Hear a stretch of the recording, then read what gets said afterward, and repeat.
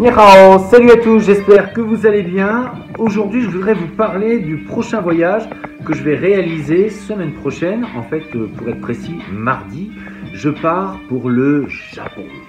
Alors, le Japon, pour moi, ça représente un voyage assez incroyable, assez extraordinaire. En fait, j'ai même pas assez de mots pour le qualifier parce que c'est un rêve depuis que je suis tout petit. En fait, je fais des arts martiaux depuis très longtemps. J'ai été un petit peu élevé dans ce domaine grâce à mon père qui lui déjà faisait des arts martiaux, du karaté, de l'aïkido, judo, et ça dans les années 1960-70. Il a commencé donc à être prof en plus d'aïkido, de karaté. En tout cas, il a commencé par le karaté.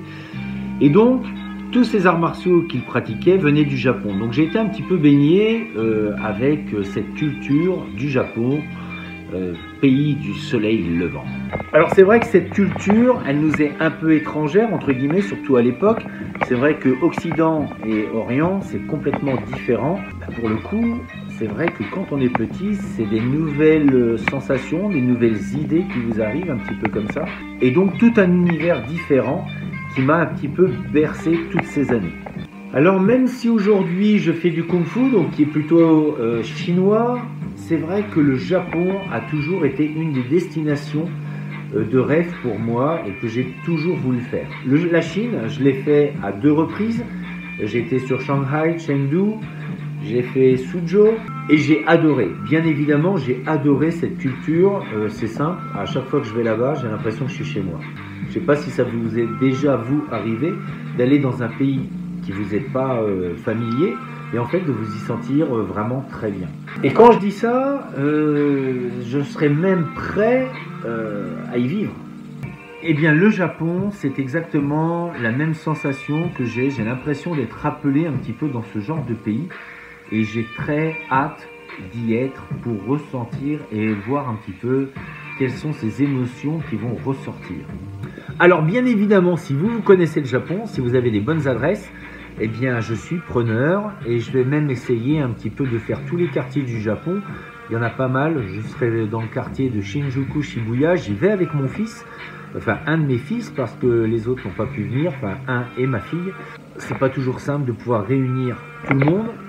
Mais en tout cas, je vais vous emmener avec moi à travers les vidéos. On va en faire une par jour. On va essayer vraiment de se tenir à ça.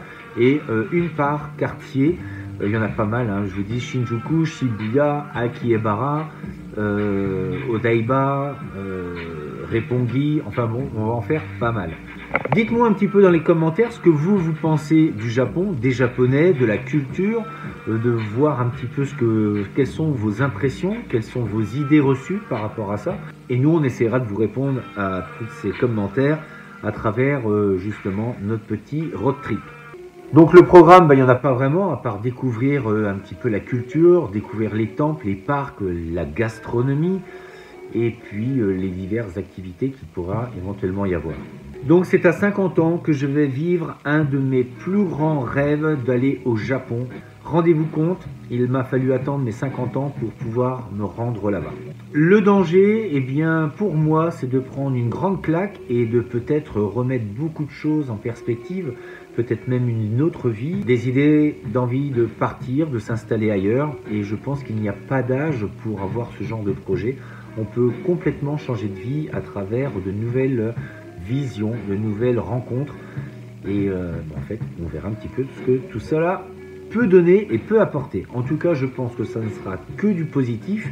Et c'est ce dont il est question à travers cette chaîne, d'apporter du positif à travers notre pratique martiale, à travers notre vie, à travers nos découvertes, à travers nos rencontres, et puis à travers aussi surtout les voyages également, qui pour moi restent une part très importante du développement personnel, puisqu'il nous fait voir d'autres horizons, et c'est à travers l'autre qu'on peut se réaliser et prendre conscience et connaissance de qui on est réellement. Alors j'attends plein de commentaires de votre part. On est bientôt 400, alors pour ceux qui ne connaissent pas, eh bien abonnez-vous. 400 abonnés, c'est pas rien. En tout cas moi ça me fait super plaisir. Merci encore à tous de nous suivre, de me suivre. Et puis j'espère qu'un jour peut-être on se rencontrera à travers un stage. Pourquoi pas, ça pourrait être une super rencontre. Je pense que ça pourrait être un projet qui serait intéressant. Je vous dis à très bientôt, donc abonnez-vous, partagez bien évidemment, mettez des petits pouces bleus parce que ça ne coûte rien, c'est une façon de me motiver également. Et puis on se dit à très bientôt donc au Japon. D'ici là, restez forts, restez beaux et surtout restez bienveillants. 再见。